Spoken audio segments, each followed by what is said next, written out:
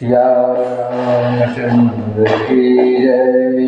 अयोध्या राम लागी जय। हनुमान जी महाराज की जय। अम्बे मात की जय। श्री राम जय राम जय जय राम। अब बालकांड, अब अयोध्या कांड है।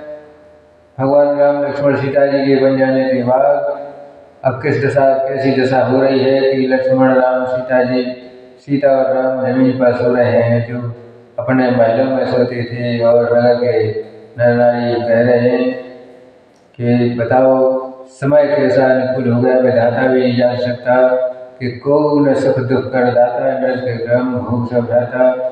लक्ष्मण जी कहते हैं भाई कोई किसी को सुख दुख देने वाला नहीं है, अपने ही किए हुए कर्मों का फल होता है।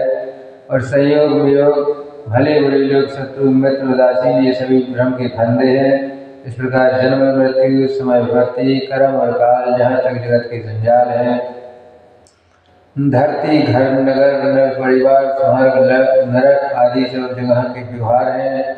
ऐसा तो सबका जोड़ा है, लेकिन जहाँ स्वप्न में राजा भिखारी हो जाए और कंगाल स्वर्ग का स्वामी इंद्र हो जाए तो जागने पर लाभ और हानि कुछ भी नहीं दिखती है।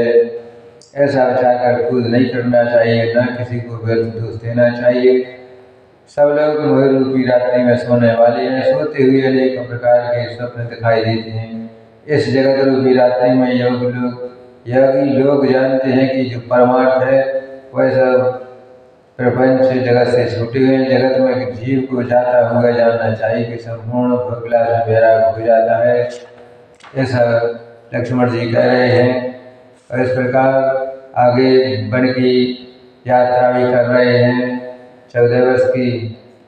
तब राम जी परमार्थ रूप से ब्रह्म हैं और जन्म मृत्यु से छुटाने वाले हैं, लेकिन परम प्रभु भी क्या कहने जाए। वह कृपालु श्री रामचंद्र जी भक्त भूमि ब्राह्मण गौ देवताओं के हित के लिए पनस्यी धारण की लीलाएं कर रहे हैं, जिनके सुनने से जगत के जंजाल मिट जाते हैं।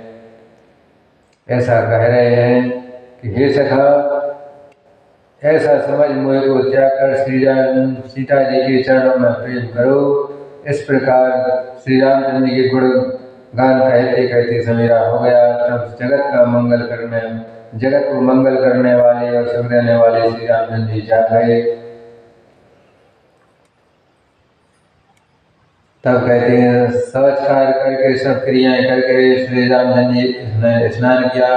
फिर बड़ का दूध मंगाया। छोटे भाई लक्ष्मण जी दूध से सिर पर जटाएं बनाई और यह देखकर सुमंत्र जी के नेत्रों में जल भराया कि अब भगवान क्या करने जा रहे हैं।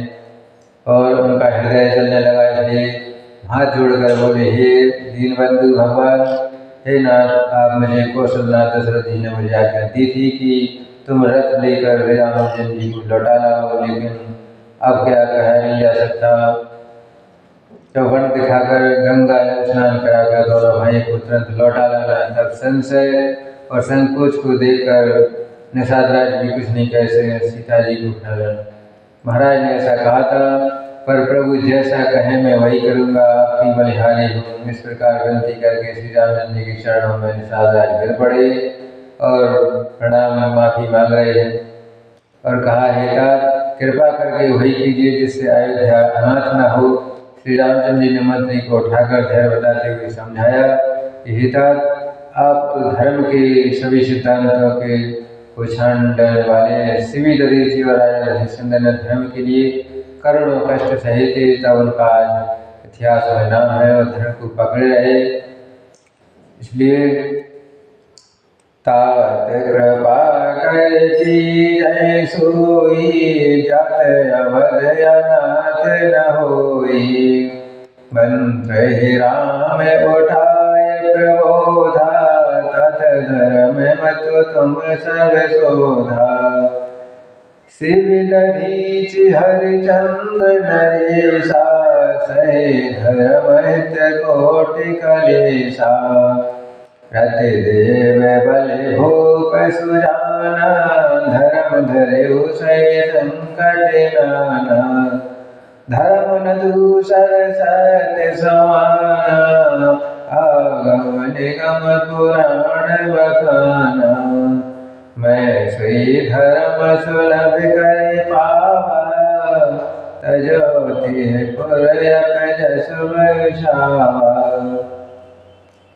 पितुपद कही कहे कोटि नीनति विनय करो कर जोर चिंता कर निभाओ बात के तात करो जनि मोर।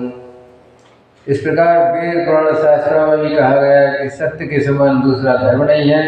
मैंने उस धर्म को सहज पा लिया है और शत्रु भी धर्म का त्याग करने से तीनों लोकों में अभस छा जाएगा। इस प्रकार भगवान राम कहते हैं, अगर आप जाकर पिताजी के चरण पकड़कर करोड़ नमस्कार के साथ हाथ जोड़कर विनती करिएगा, हे तात आप मेरी विनती किसी बात की चिंता न करें। और निषाद राज से ऐसा भगवान ने कहा कि आप चले जाइए। तब निषाद राज अब वन से जाने के लिए घर को सोच रहे हैं कि किस प्रकार जाएं। तब रघुनाथ जी और सुमंत्र का यह संवाद सुनकर निषाद राज कुटुंबियों सहित व्याकुल हो गया और फिर लक्ष्मण जी ने कुछ कड़वी बात कही। प्रभु श्री राम ने उसे बहुत ही सुंदर समझाकर समझा दिया। श्री रामचंद्र ने समझाकर अपनी सौगंध दिखाकर सुमंत्र जी से कहा कि हे सुमंत, आप जाकर लक्ष्मण का यह संदेश न कहिएगा। और सुमंत्र ने फिर राजा का संदेश कहा कि सीता जी वन में कलेश सहेंगी या नहीं सहेंगी, ये तो भगवान के साथ ही रहेंगी। अतः जिस तरह सीता जी अयोध्या को लौट आवे, तुमको श्री रामचंद्र जी को वही उपाय करना चाहिए, नहीं तो मैं बिल्कुल ही बिना सहारे का होकर मैं नहीं जीऊँगा। इस प्रकार राजा दशरथ की बात सुना रहे हैं।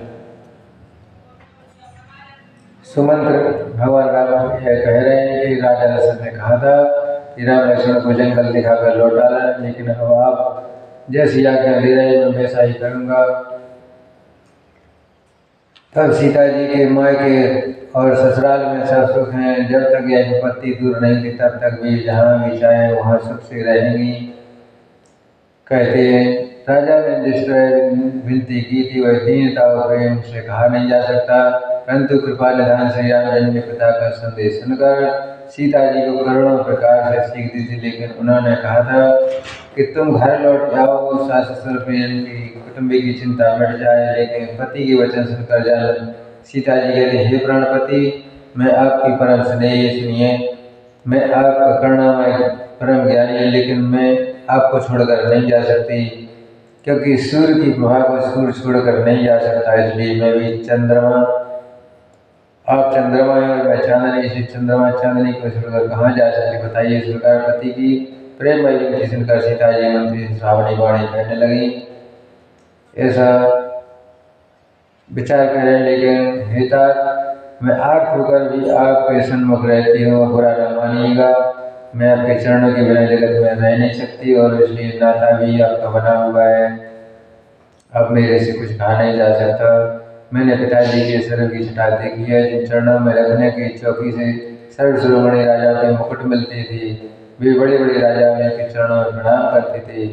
ऐसे पिता का घर भी सब प्रकार से सुखों का भंडार है। पति के बिना मेरे मन को भुला कर नहीं रहा जा सकता। मेरे ससुर को सदा चक्रवर्ती सम्राट है, लेकिन 14 लोगों में प्रकट है, और लेकिन मैं आपको छोड़कर कहीं नहीं जा सकती।